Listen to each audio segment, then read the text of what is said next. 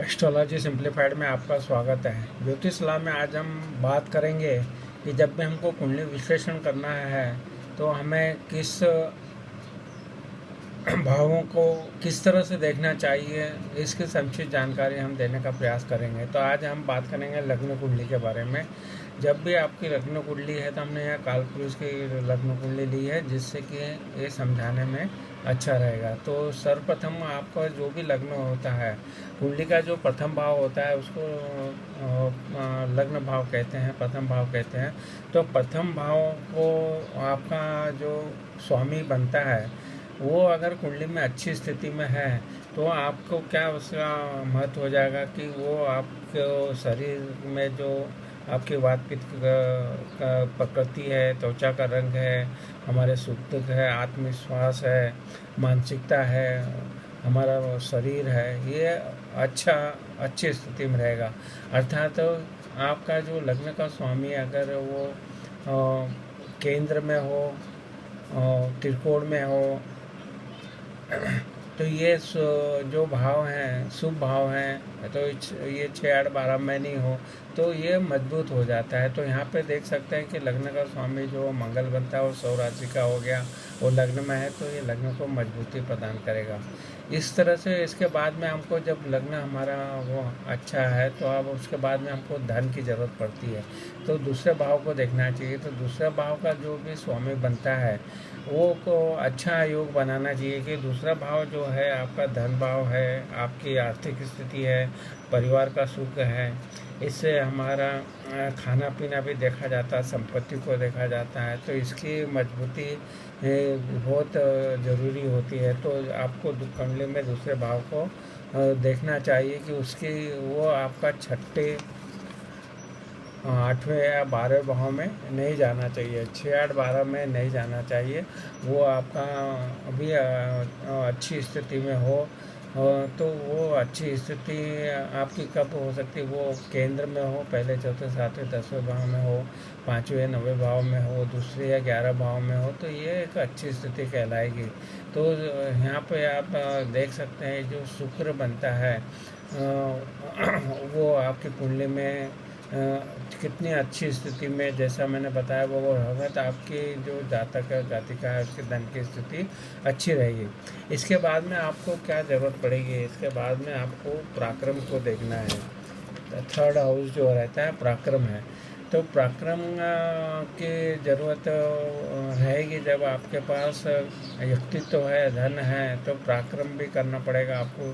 तो जो तीसरे भाव के जो संबंधित जो है यहाँ पे आपका जो है पराक्रम को देखा जाएगा, आपकी इच्छाएं देखी जाएगी, और उसके तीसरे भाव की स्थिति का मजबूत होना बहुत ज़रूरी है। जब भी तीसरे भाव का स्वामी ये अगर 6, 8, 12 में जाता है तो ये अच्छी स्थिति कहलाती है। तो अगर वहाँ पे तीसरे भाव का स्वामी आपका छठे भाव में है, या आपके 8वें भाव में है, या वो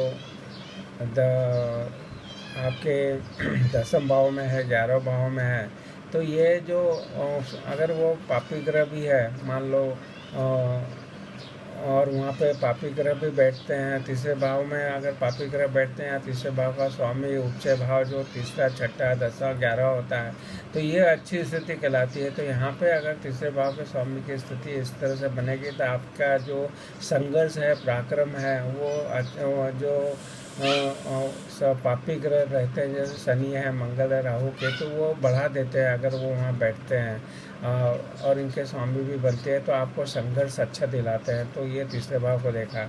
इसके बाद में आपको चौथा भाव देना है, ये सुख भाव है।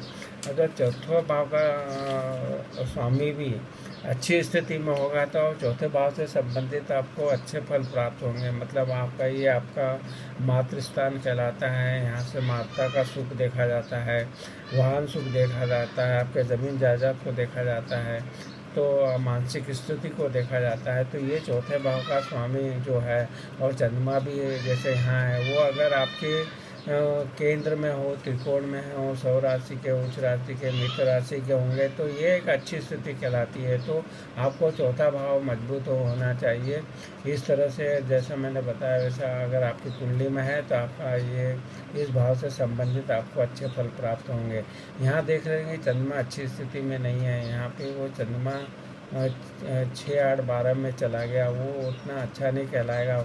वो आप अपनी कुंडली में ज़रूर देखें कि उसकी स्थिति अच्छी हो।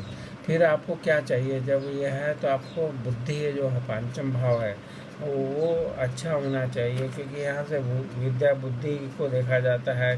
फिर यहाँ पे संतति को देखा जाता है, बच्चों को देखते हैं, बच्चे से मिलने वाला सुख को देखता है, प्रेम संबंधों को देखते हैं, नौकरी के परिवर्तन को देखते हैं।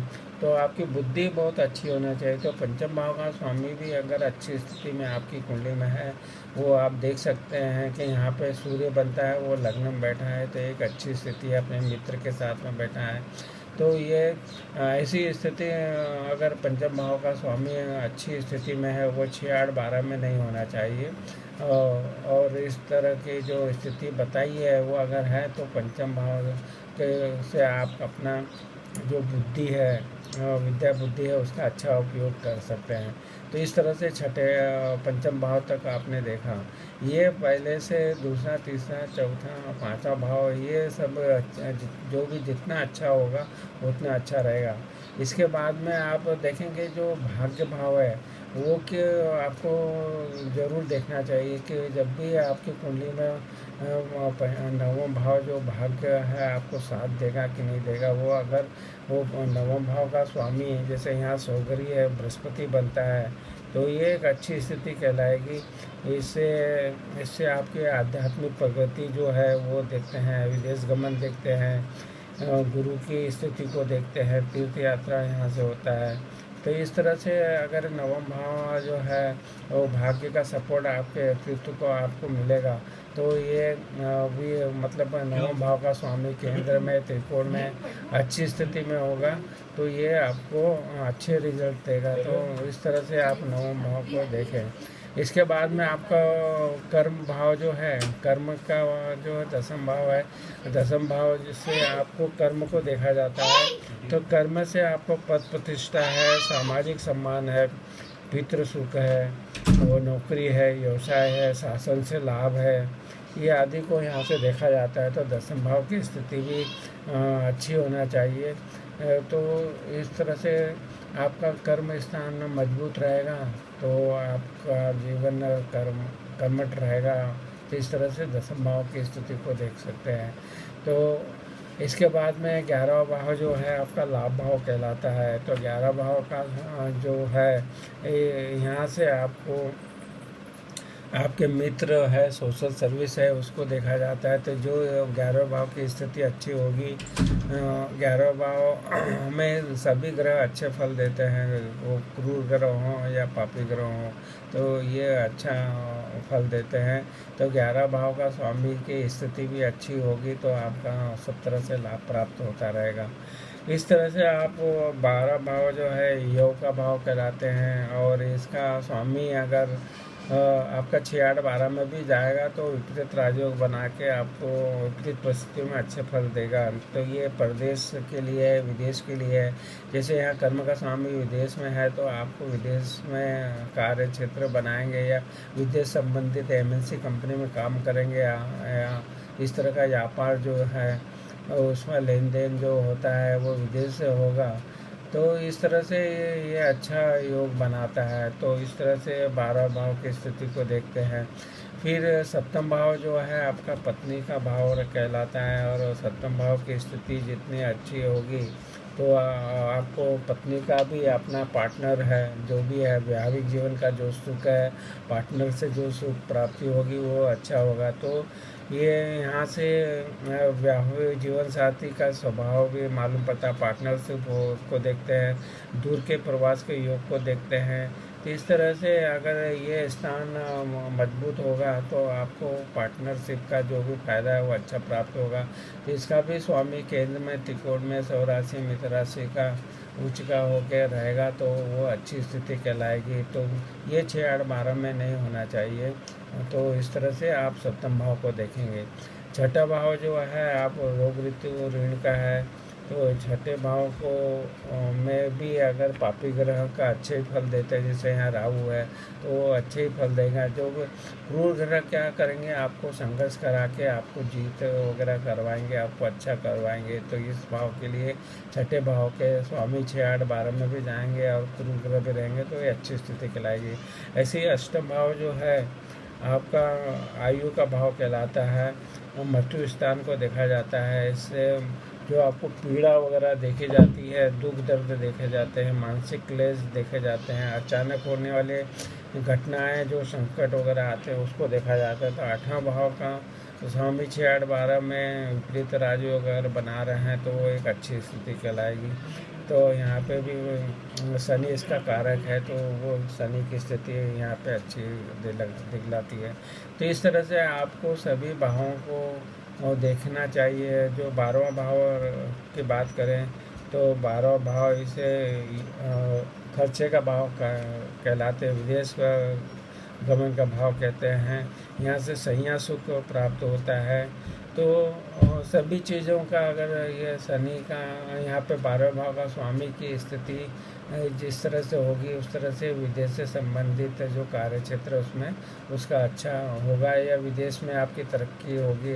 अगर यहाँ पे जो प्रभाव होंगे विदेश संबंधित जो भी कार्य होंगे उसके लिए ये बहुत अच्छा है। जो विदेश में सेटल होते हैं उनके लिए एक अच्छी स्थिति है। तो आप अपनी कुंडली में इस तरह से कुंडली का विश्लेषण करके आप अपनी कुंडली में देखें कि बहुत महत्वपूर्ण तो आपका लग्न होता है, तो उसका क्योंकि आपका व्यक्तित्व जोरदार होगा तो उसके बाद में आप बाकी भावों के जो है उसकी अच्छी स्थिति या होगी।